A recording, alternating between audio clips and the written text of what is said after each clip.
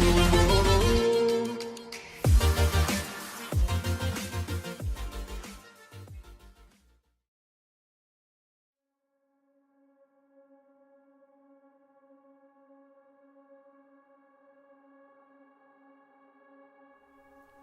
order to be a great leader, does it mean that you should be CEO, president or manager?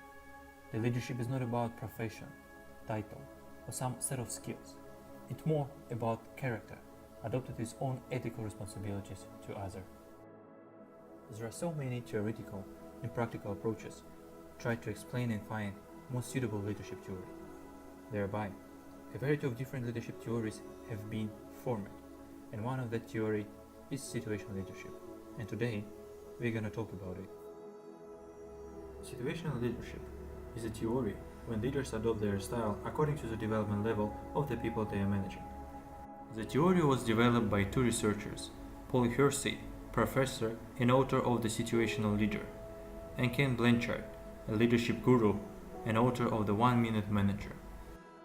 At first, their collective work on new theory is derived in 1969 as extraordinary theory called as life cycle of leadership, an idea on how effectively change individuals' working habits through cooperation and communication to enhance productivity keep uniting them.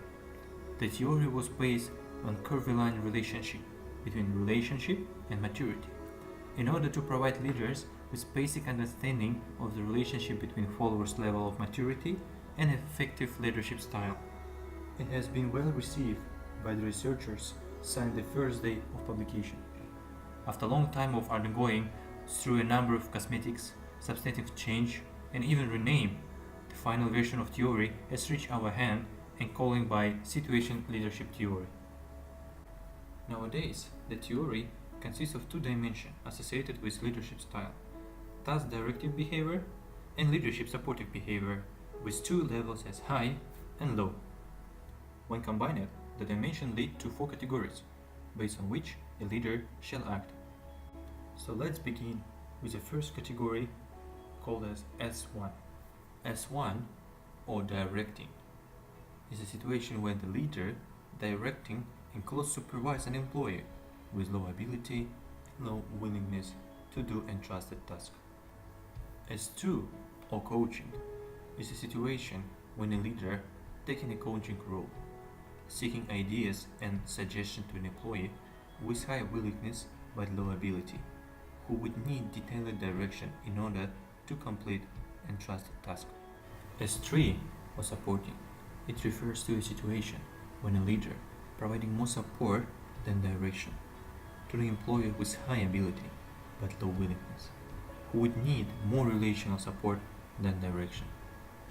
S4, or delegating, it is a situation when a leader should be involved in decision making and problem solving only by providing little supervision or support to the employee with high ability and high willingness, who would desire to work proactively and assume much responsibility.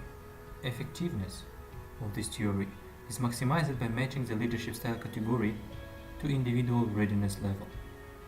Employee readiness is defined as blend of critical capacities of abilities and willingness.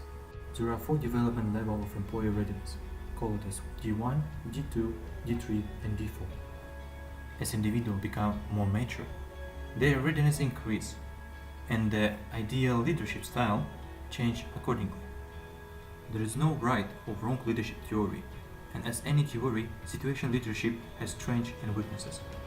And the first weakness is that there is no leadership guidance for a group of people. This theory does not include an option to a leader to diagnose or analyze a group's willingness or task ability. The second weakness is inconsistency. A leader might be accused due to a greater variety of styles that the leader used in order to fit in different employee situations. Moreover, it might confuse the followers. The third weakness is wrong assessing of employee readiness. In the case of that, a leader who mismatches the readiness level could explode situation beyond control, and it might bring miscommunication into the project. Furthermore, there is no continuous motivation within the followers because the theory itself does not address a set of factors that can keep motivation effectively within the followers. Meanwhile, the situational leadership has a number of strengths, particular for practitioners. And the first one is that this theory is time-tested. This type of approach is used for training leaders within a large organization to become more effective for the past 40 years. The second strength of all is a perspective value. The situational leadership theory provides a set of guidelines that leader may use in order to lead employees in right way and right style.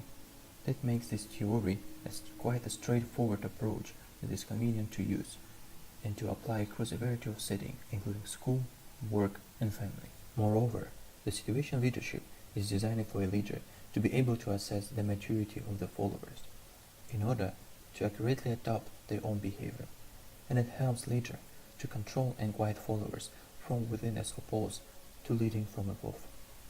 And the last but not least is the leader flexibility that allows leader to be capable to quickly responding to all kind of changes, since employees act differently when doing different tasks and are in different stages.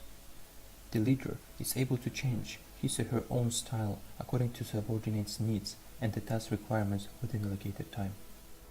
There are many real cases when application of situational leadership took place as a key to success. So let's go back to the 1972 Montreal, Canada, where it was about the first match of the Summit Series USSR Canada. And that time, the assistant of coach of USSR National Hockey Team was Anatoly Tarasov, who built from scratch the hockey program and helped to find a hockey department in the Red Army Sports Club. Tarasov became the first Soviet to be enshrined in the Hockey Hall of Fame in Toronto. By being a coach of Moscow Hockey Club, called as CSKA Moscow, he won 1917 titles from 1955 to 1975. And in 1958, he was called by Soviet government to name as a coach of Soviet national team to create the strongest national team ever had. He used a situational leadership theory in order to control, motivate, and inspire the team members and win the Canada in the first match in Summit Series in 1972. He brought the best players over the Soviet Union to play under one team. During the beginning of team building, there were willingness habits from different team members to play under CSKA Moscow coach, because a coach likes to bring more CSKA players rather than from other teams. And Anatoly Tarasov decided to show them the importance of each other by using S2 or coaching role to team players who need direction in order to complete entrusted task. And he used S3 or supportive category to specific players whose name was Valery Harlamov. By knowing his willingness and capabilities, as sooner became enshrined in the Hockey Hall of Fame to bring Valery Harlamov to a higher level that required to work proactively and assume much responsibility.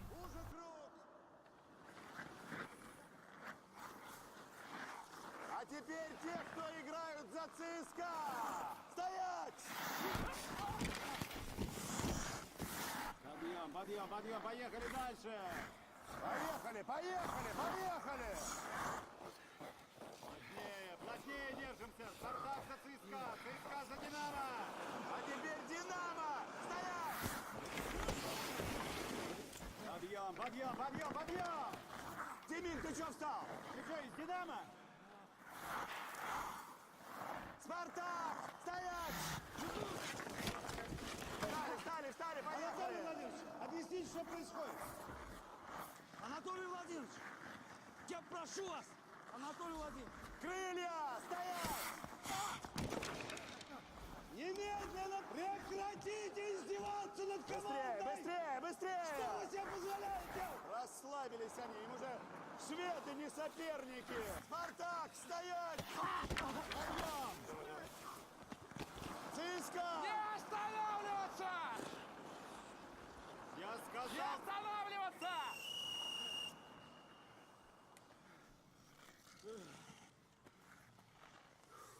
Харламов ко мне!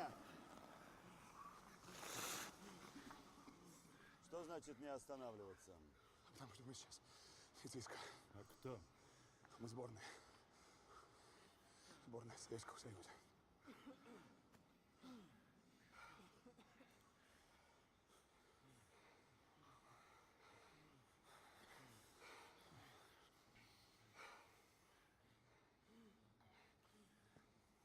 Тренировка закончена. This theory underlines that followers have unique needs of leader guidance in order to achieve desired goals.